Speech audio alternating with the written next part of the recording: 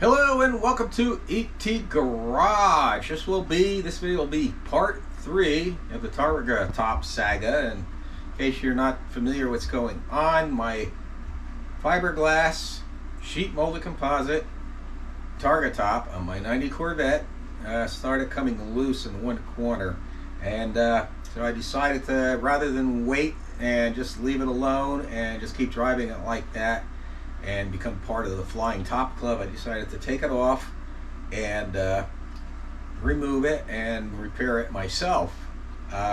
Materials are expensive. For instance, this product here is shipping's about $70, and I decided one set of tubes is not going to be enough, so I ordered another one, plus the expense of the gun you need for this. So just so you know. But anyway, let's get on with the video.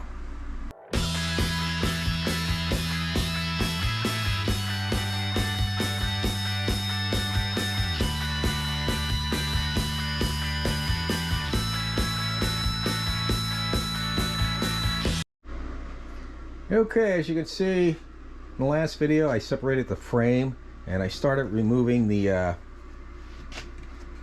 epoxy that was on there, and you can see where it's separated because of all the corrosion. Now in the front and on the rear, it did not separate, and this stuff, where it did adhere properly, it does not want to come off. I actually tried a chisel and a hammer on it and tried breaking it that way. So I'm going to continue to do that, and then I'm going to have to sand this all out with a sander of some type, probably my angle grinder. In fact, I might just take this outside and hit it with the angle grinder. But then I also need to remove all this corrosion. Now, I was trying to find naval jelly for aluminum. It doesn't seem like anyone has it locally, but I did use naval jelly. That's for regular non-ferrous material. The reason they don't want you using this on aluminum is because it will blacken it. You can see where it blackened it there, but it did do a good job of removing all this white aluminum oxide, which is basically aluminum rust. So I'm going to continue to use that. I don't care if it gets discolored. This is going to get painted anyway. And then after I clean it, remove all the rest of the epoxy, clean it. I also got to remove these first before I go anyway. These are the weather stripping on the side. I will be reusing them as far as I know, and get everything cleaned up and ready to be re-epoxied. Now, one mistake I made when I separated the top was I should have took measurements from the back of it to the lip of where the Targa top is, and maybe made some type of spacer or something out of a block of wood, so I get exactly the same on the side. That's not going to be much of a problem though, because before I go ahead and sand the underside of this Targa top, the panel itself, I will lay it on there and line everything up with the old line that's there, and then take measurements that way. Another way would be to mount the frame on the car and then place it, put the epoxy on, place it, and then do it that way. I'm worried about, if I do it that way, I'm going to get epoxy all over the place. No matter how careful I am, I'm just sloppy like that, so I'm not going to do that. I'd rather just take measurements, and I'll take photographs with my phone of the measurements, so this way I remember it and all that good stuff. Anyway, let me get to finish getting this apart and all that good stuff.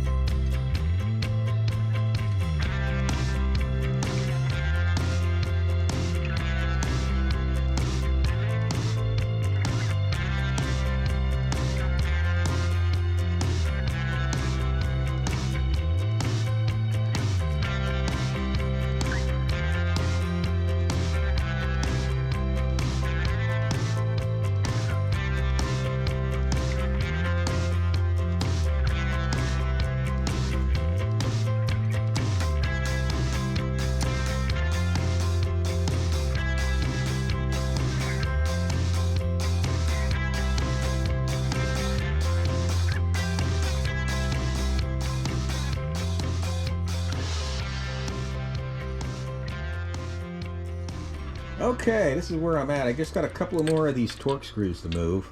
They are T20s. Hopefully you can see that. And these torque screws they've been in here for God knows how long. And they're probably corroded in there. And I'm finding the best thing to do is try and clean all that goop off, heat it up with the heat gun. You can use a torch if you want, just be careful. And then I'm taking this and hammering it in. So let me get you another view of that. And then just unscrewing it, being real careful not to strip it. If I strip the head, the only thing I can do is cut that head off. So let me get on with this, change the camera position, and I'll see if I can get a good view of doing this. So hold on a second.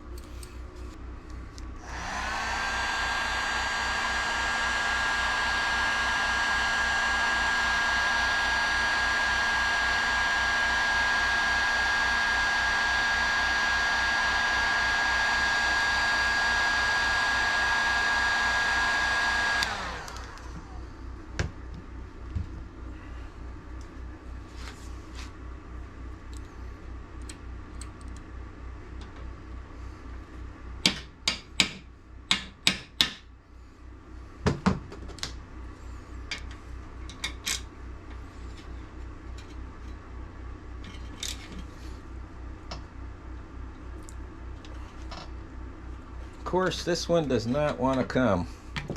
So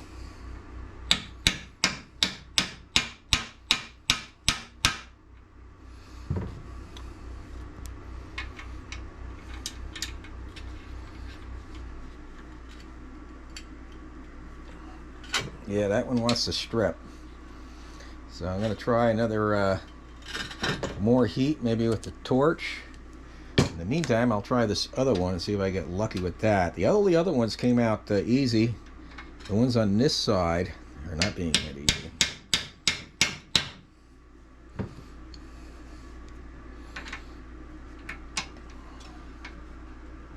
Okay, this one's coming out easy.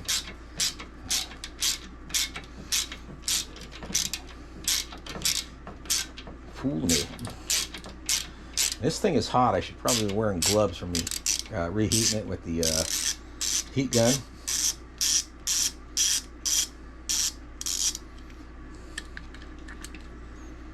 Okay, put that there. And hopefully you guys saw that. But anyway, I'm going to go on to these other two. I got two left. The one on this end I think is going to be as bad as this one. I'm just going to go ahead, probably take a torch to it, and get it really hot. I do have access to the screws on the back side. Let me see if I can show you that or not without shaking the camera around.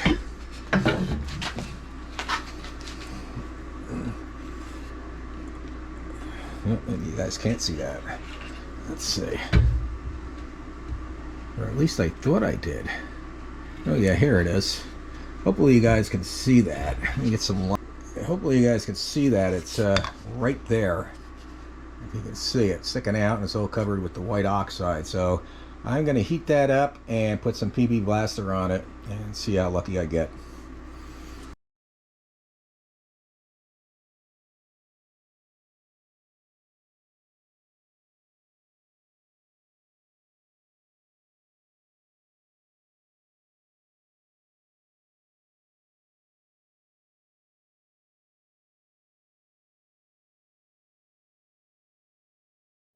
Okay, as you can see, I was successful in getting them off.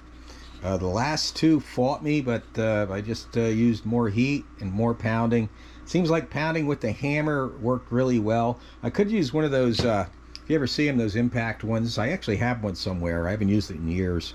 I would have had to put the adapter on it because that's a 1/4-inch drive torque bit that I have, but that would have worked also. That being said, I got them off successfully, which is amazing. And you can see all the corrosion under here, so I'm glad I took these off. I was going to originally leave them. And when this piece goes back on, there's a 3M adhesive hit that goes here. It's expensive like everything is today. I believe I have some. Hopefully I have enough. If not, I'm going to have to go out and purchase some more. I'm already in this, not including the new vinyl wrap, probably $150 just in materials that I haven't used yet. So just to let you know how expensive it is. Do not be afraid to take this to a body shop and get a quote and let them do it. This is not an easy job. If you're somebody who's been working on cars all their life like I have, and you got the time, go ahead, do it. That being said, with the cost of materials, it might come out not too much different if you go to an auto body shop that stocks that material all the time. So keep that in mind. I'm gonna get this outside and clean it up out there best I can with get the rest of that epoxy off. I'm gonna do that with an angle grinder and a 80 grit disc, and be gentle so I don't damage the frame. And then once I do get that all off, let me see what I can show you here. All right, hold on a second here. Like in here, even though I get this down flat, I'm gonna have to get inside there with a Dremel motor tool, this groove here, a little cut-off disc. You can see where I tried it here, but I'm gonna get the rest of that off either by a hammer or something. But let me get this outside and I'll do it out there.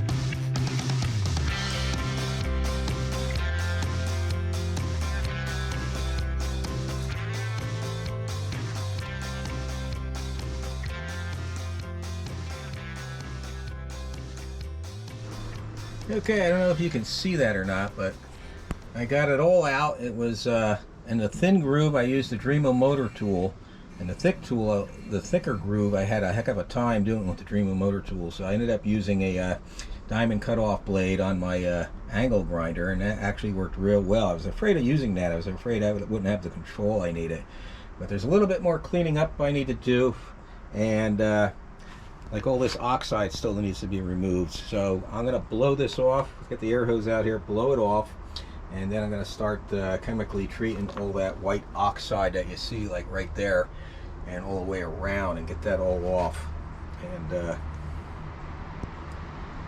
then hose it off, and that will be ready for primer. One thing I have to say is wear a dust mask. I didn't. I should have wore a dust mask. This creates a lot of dust. I'm glad I took this outside and did it. So anyway, on to the chemically stripping part.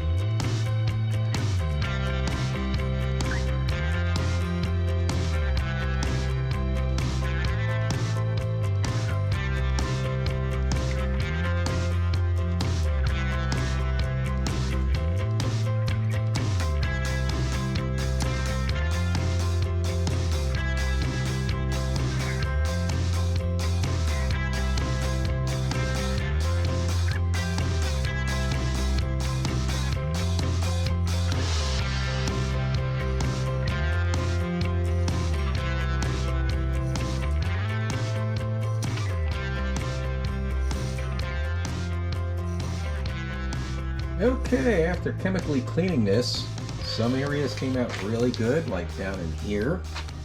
Let's see that, and like right around here. But let me see, like areas here, but here it actually seems like it made it worse. So it just made it oxidize even more. So I'm gonna have to find another cleaner for that. I'll have to see if I can get some somewhere, find aluminum navel jelly or something like that to get rid of that, or maybe even really strong acidic wheel cleaner or something to remove that. So if anyone out there has advice, please let me know. The only other thing I can do is maybe get in there with the wire wheel as best I could. And there's other areas I still need to clean up on it. So I'm going to end the video here and call it a day. I'm going to have to order some stuff because I can't find any local. If I can't find any local, I'll just have to either run all over town looking for it, spending more money than gas than what it probably costs to ship. So, like I said, I'll just end the video here. Check back in for part 4, I think it will be the next video. See how this turns out. Hopefully I'll have everything I need and I can finish this project up. So, I want to thank everybody for watching. I want everybody to have a great day, and God bless.